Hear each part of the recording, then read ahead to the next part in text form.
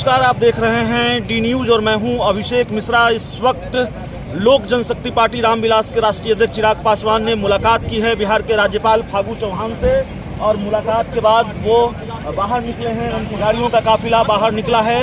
मुलाकात के बाद चिराग पासवान ने क्या कहा है वो हम आपको सुनाने जा रहे हैं। तस्वीर आपके सामने है, तस्वीर हमने आपको दिखा दी है, बयान भी अब सुनाते हैं चिराग पासवान क्या कह रहे हैं। जिसमें प्रदेश भर के किसानों की मांगों को प्रमुखता से उठाने का कार्य किया गया।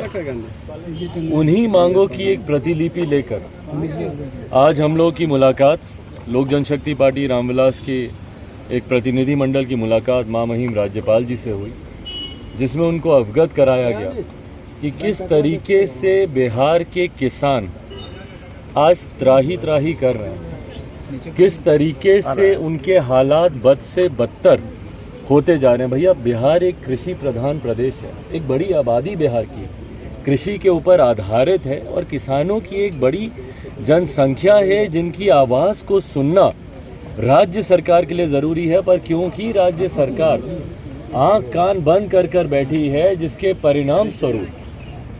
परिणाम स्वरूप आज बिहार के किसान हाशिए पर पहुंच गए। बिहार में सबसे बड़ी समस्या जो कि दशकों से चलती आ रही है, और मैं कोई भविष्य वक्ता नहीं हूं, पर आज यहाँ पर आप लोगों के सामने मैं बता सकता हूं कि आज से महीना डेढ़ महीने के बाद फिर बिहार पानी में डूबेगा, फिर बिहार में बाढ़ जैसे हालात बनेंगे। हमारे मुख्यमंत्री जी अपना उड़न खटोला निकालेंगे, जाएंगे, घूमेंगे, देखेंगे, बोलेंगे पानी आ गया, और उसके बाद शांत होकर बैठ जाएंगे। पर उससे जो किसानों को जो नुकसान होता है, जो फसल को जो नुकसान होता है, उस पर स्थायी समाधान की बात कौन कर रहा है।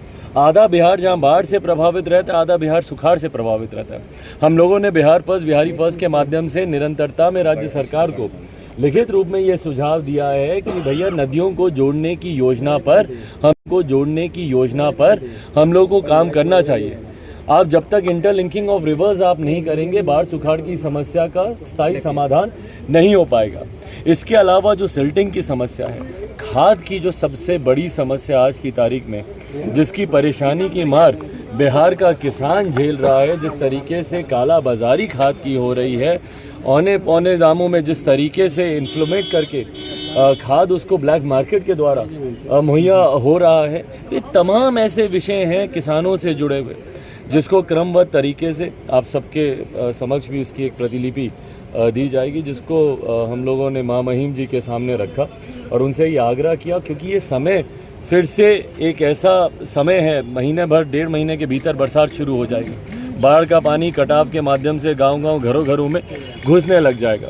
तो ज़रूरी है समय रहते इन तमाम विषयों के ऊपर चिंतन कर सही फैसला लेना।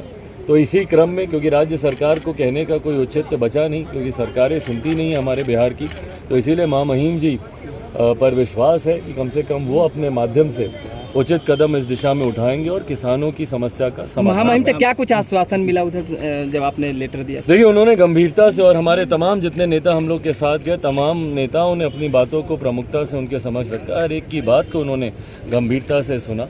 खुद महामहिम जिस गरीब परिवार से आते हैं, जो उनकी पृष्ठभूमि रही है, तो वो यकीनन इन तमाम समस्याओं को वो खुद भी जानते हैं। उन्होंने खुद भी इंटरवीन करके इस समस्या के बारे में उन्होंने अपनी तरफ से भी बातों को रखा।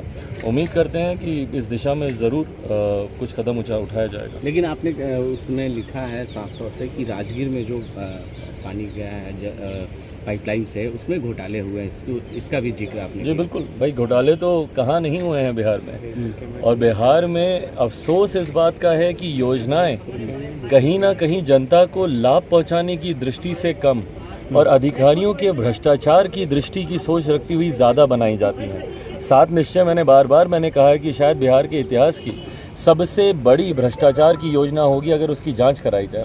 आज आप जाकर देख लीजिए भाई, नली गली के नाम पर जिस तरीके से सड़कें खोद के रखी हुई हैं, पाइप टैंकियां ऐसी लगाई जाती हैं कि भैया फटी पड़ी रहती हैं वहाँ पर। तो ये तमाम जितनी भी योजनाएं बिहार में बनती हैं, वो कहीं ना कहीं भ्रष्टाचार की देन तो चढ़ती हैं।